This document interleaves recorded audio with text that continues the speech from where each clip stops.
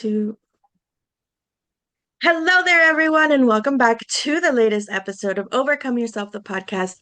As you know, my name is Nicole, and I'm so excited to be here today with Laura. So Laura, go ahead and introduce yourself. Love your glasses. And let us know who you are and who you help. Okay, well, thanks very much, Nicole. It's a pleasure to be here today. As you shared, my name is Laura Watson. My company is Venture Coaching International. I'm based actually in the Great White North of Calgary, Alberta. So, although the calendar says it's spring outside, I'm still staring at snow. That's just the way it goes here. But I am a leadership and business coach for small business owners and C-level executives. And I work with owners and executives across North America, actually, so across the US and Canada. And I've been doing so for over 20 years now because I just absolutely love the work that I get to do.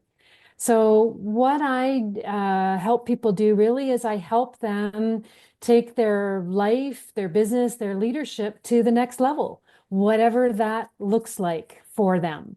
So, whether they're a small business owner, solopreneur who needs to manage their time more effectively, deal with overwhelm, organize themselves so they can create more work-life balance, manage their mental and emotional mastery better so that they're not on these roller coaster rides all the time. I do that kind of work all the way through to leaders with small teams who are often subject matter experts like engineers, architects, accountants who know their field really well and decided to start a business and have a team. And now they're leading a small organization where leadership requires a new set of skills than their professional skills. And so, where I come in and support there is with business planning, again, time and organization, but also we'll add on more communication stuff, how to delegate more effectively, how to communicate more effectively. Often I find the owners, when they get frustrated, and overwhelmed, they get very reactive and their communication skills aren't always the best. And then they get frustrated thinking that people just don't get it, when in fact, the issue lies with themselves. So I help, to summarize it, I help, small business owners and executives be a better version of themselves, personally and professionally. Because although I'm in the boardroom working with them by day, they go home at night and they've got relationships at home to deal with their spouse, with their kids, their own health that they're dealing with. So I'm really a whole person coach, focused on business and leadership, but also able to support at home because before coaching, I have a counseling background. So hopefully I do a lot of things and help in a lot of ways. Hopefully that summarizes it a nice little neat package. Yeah, no, that makes a lot of sense. And I know you mentioned you have a lot of resources available. And so I would like to know, like, what are some tips that you have? You mentioned like the expert. They're an expert in their field and they're branching out and they're like, I want to do my own thing. Can you give us some of like maybe like where they trip up and what tips you have to help them really not stumble so much in the beginning so they can get right to the good stuff? Absolutely. You know what? This is going to sound cliche, and I find a lot of people resist it, but have a plan and work your plan. Right? No matter what the size of business or how many years they've been in business, whether startup or a mature business. For example, I have an engineer here in Calgary who just celebrated his 15th anniversary of the business. I find so many owners don't have a plan. And if they have a plan, it's something they have in their head. They've never documented it. And even if they have documented it, whether it's virtual or on paper, it's maybe some thoughts or some intentions that they put down one day, or maybe at New Year's as part of the resolution Yeah. thinking. And they're not keeping that plan alive throughout the year and really working their plan. So I find where people struggle is, first of all, a lack of clarity about what they want. So there has to be clarity about what, first of all. And then we have to flush out that clarity as far as when and how. So, what that looks like is you have to reverse engineer your business.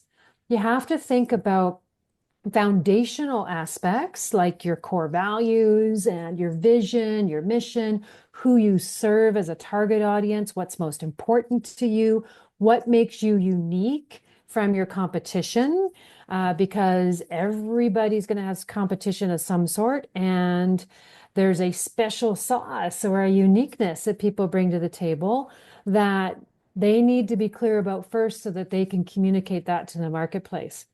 So those are foundational pieces of having a business plan. And then a plan involves where do you want to be in 10 years from now? Where do you want to be 3 to 5 years from now? Where do you want to be 1 year from now? That's the reverse engineering part. And then once we've got clarity about where we want to be a year from now. So, for example, I'm working on plans right now with my clients that we created the 1st of January. And we're at the end right now, we're at April 1st, we're at the end of Q1. So I'm reviewing those plans with everybody, talking about, okay, here's what we decided we wanted for the year. Here's what we decided we wanted for the Q1. Now, where are we at in our progress? What have we achieved? What maybe is still in progress? And now, based on our goals for the year, what are we going to focus on in Q2? So we have to take that annual plan and break it down into quarterly bites because we can't work on everything all at once. And once we have it down into quarterly bites, then we still are clear about what we want to achieve for the quarter, but we may not have clarity yet on how we're going to achieve it or when in the quarter. So that's where I take my clients through the next step of the process, which is now that we're clear on what we want to accomplish for the quarter, that's when I create a scorecard with people. And that's when it really gets nitty gritty, where we take the individual goals for the quarter and we take 1 or 2 action steps that we can work on each week in the quarter so that we know how we're going to achieve those goals. And then once we have the actions, so we goal number 1 might have 1 action this week, and that's all we have to do. But again, we've taken it down into a sizable bite, 1 action, and then when in the week is that action going to actually take place? Because that's again another place where people stumble is if they're not, they might be clear what, they probably haven't figured out how, which is the action, and then they have not put it in their calendar, decide, okay, I'm setting aside 2 hours on Tuesday to take this action.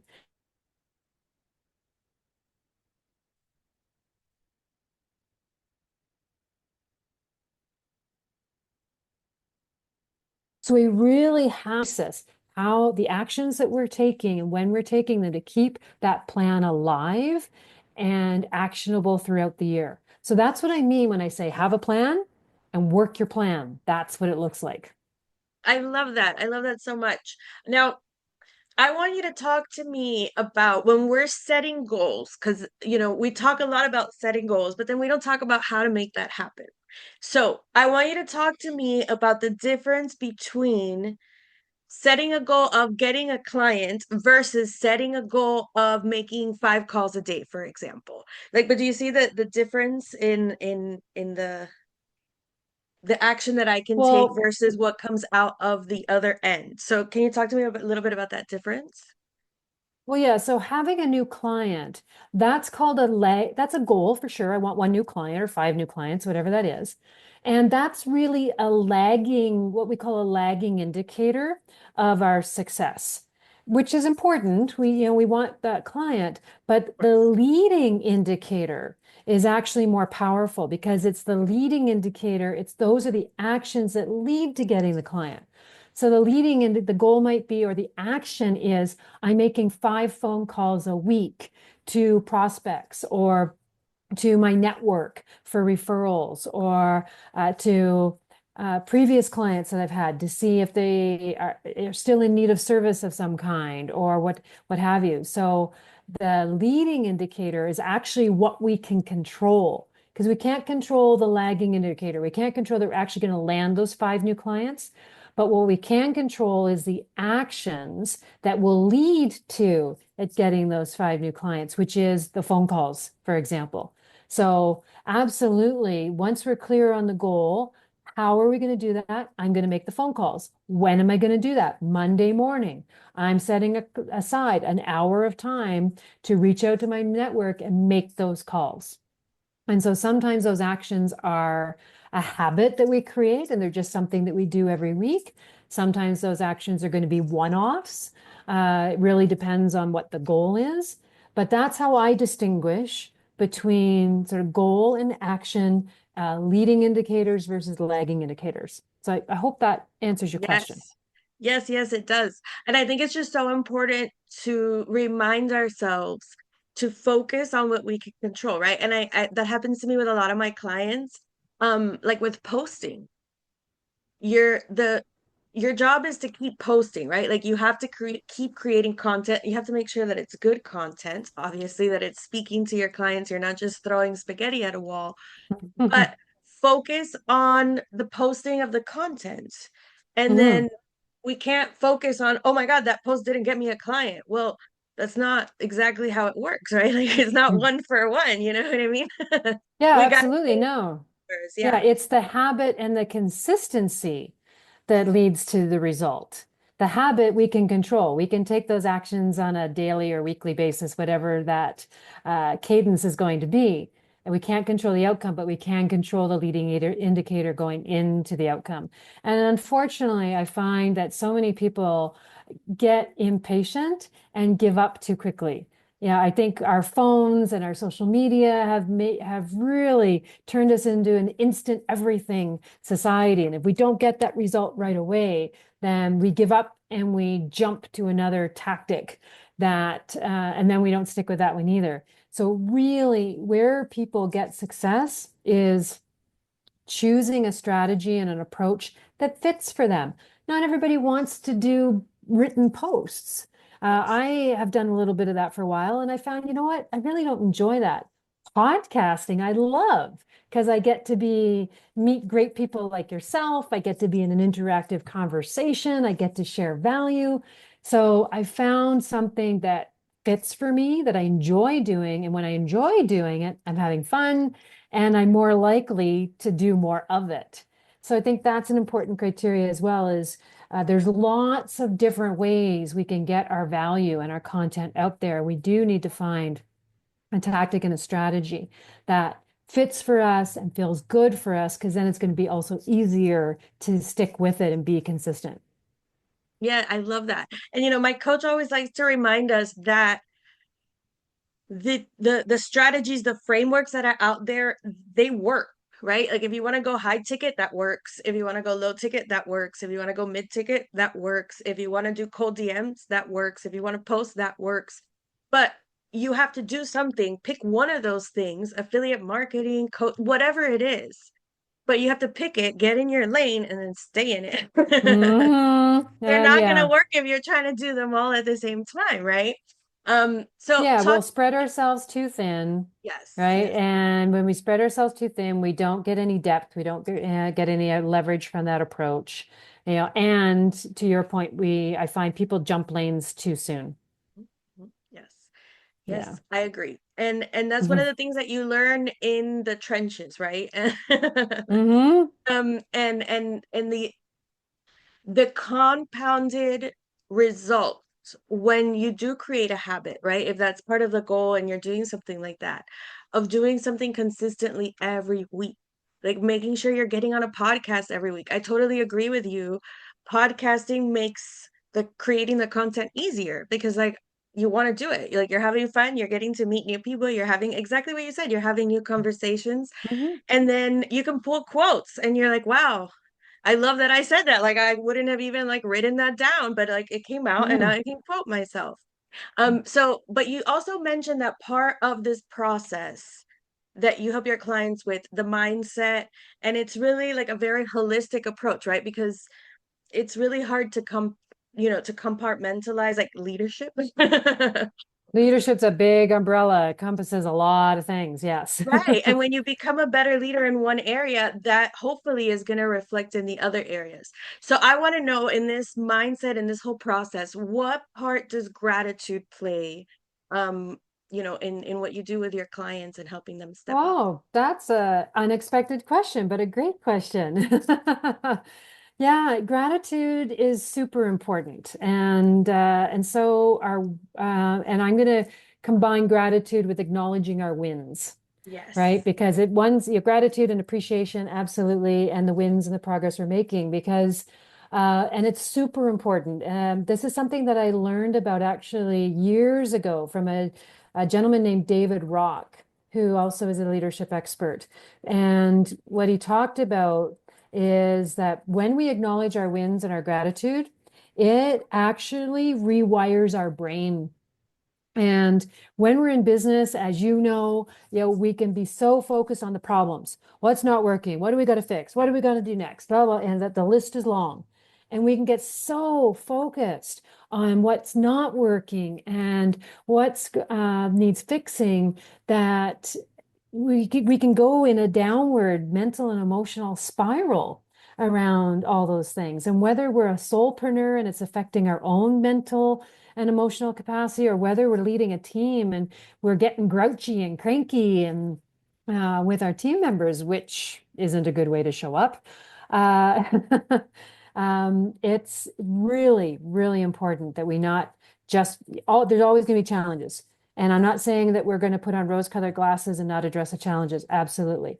But before we address the challenges, we have to acknowledge our wins and we have to acknowledge what we're grateful for so that we can open up the creativity centers in our brain. We can give ourselves a moment to acknowledge, yes, here's what's working.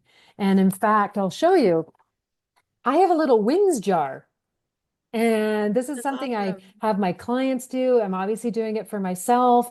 And I collect my wins whenever I'm like, hey, there's something here I'm grateful for, or something I've accomplished. Write it on a little piece of paper. I stick it in my wins jar. And then every quarter or every 6 months, I empty the jar and I read all my wins so that I can be reminded of the accomplishments I've made. So this is a great little way to do that. I also start my coaching sessions every week with my clients about what are the wins this week? What progress have you made? Because they're always coming to a session. Oh, I got to work on this. I'm like, yeah, yeah, yeah, we'll get to that. But before we get to that, let's talk about what you have accomplished. What are you grateful for? Because when it shifts our emotions, it shifts our headspace, and opens up our capacity to be able to take on the challenges. I love that. And I think it's so important that you differentiate because there is just the act of practicing gratitude without it even having to be a win. We can do Mhm. that. That's a whole separate thing, right? Because gratitude is more about being, right? And so we are being grateful. And like I love what you said about, in challenges, when things are coming up, I feel big emotions. One of the ways that I can redirect myself is like, okay, let's stop and reframe, what am I grateful for right now? This situation Mhm. sucks. I don't like this at all. This is terrible. But what can I be grateful for right now? So, because I've got to keep moving. Especially Yes. for NZ people, we get stuck in this paralysis and this executive Mhm. dysfunction. And in situations, there are situations where we don't have time for that. We gotta move right now. This is We an gotta get going. emergency. Can't go under the rock. And so that's been super helpful for me. And then at the end of the day, as a separate, totally separate thing, don't get lost in the wins, right? Because it's about more than just the wins, but it's also important that we acknowledge them. And I love that you have your jar because it's Mhm. also we are so good at forgetting Yes. all the good things, like we totally, just writing it down. And then I'll be writing down, well, what are some things that I did this month? I'll look through my planner. I'll be like, oh my gosh, I was so excited about this. And it's been 2 weeks and I already forgot about it. Like I thought this was already Mm, like way in the past. Um, and the other thing I thought of when you were talking was we're so good at moving the goalpost. mm. We're like, I want to get one client. And then you get the client. You're like, yeah, but I didn't get five. We're like, wait a second. The goal was one. You got one. Why are you mad that you didn't get this goal that we didn't even talk about until you had already set it up? Like you can't even enjoy the one. So it's so important for us to really stop and to Absolutely. The know. stopping grounds us. We're just flying at a mile a minute. Whether we're a parent, whether a business owner, leader, and it's just we can just be caught up in that whirlwind. And so, yeah, taking a moment of gratitude grounds us, settles us, and it actually affects us mentally.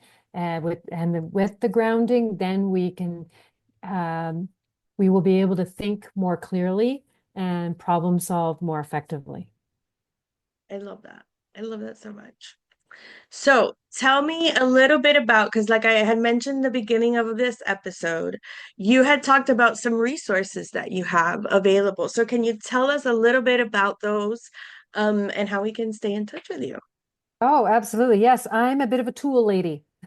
Love it. And one of the things that I really love helping clients do is bridge theory to practice.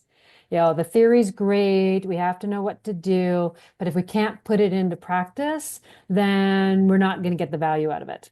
And so that's a real passion of mine is helping people to bridge that.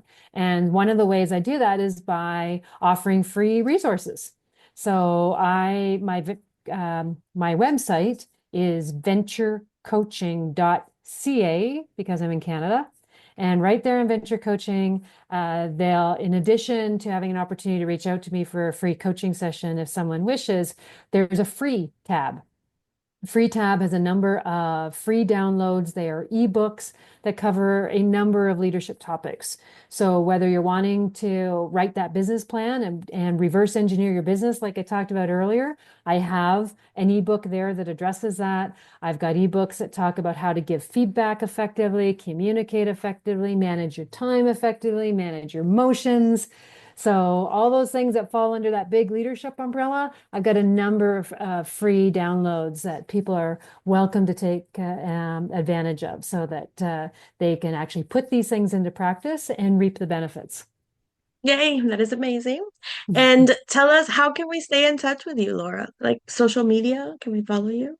Yeah, of course. LinkedIn, I'm there, usually posting some sort of resource or tip or trick that's going to help with business development or leadership development. I'm on Facebook under Laura Watson as well. That tends to be a little more personal side, but people are welcome to follow me there. YouTube, Venture Coaching. I've got a number of other podcasts that I've done. And I've done, like I said, a number of these podcasts. And so other topics that I've talked about with other podcasters like with yourself, I have those on my website. So really, if people want to stay in touch, the best place to go is my website, venturecoaching.ca. They can get the free tools, they can check out the other podcasts. And then if they want to have a conversation with me, which I'm always happy to do, they can reach out directly. Awesome. Thank you so much for that. Now, as we're signing off, we like to sign off with your biggest tip. So, what is the biggest tip that you have for the audience?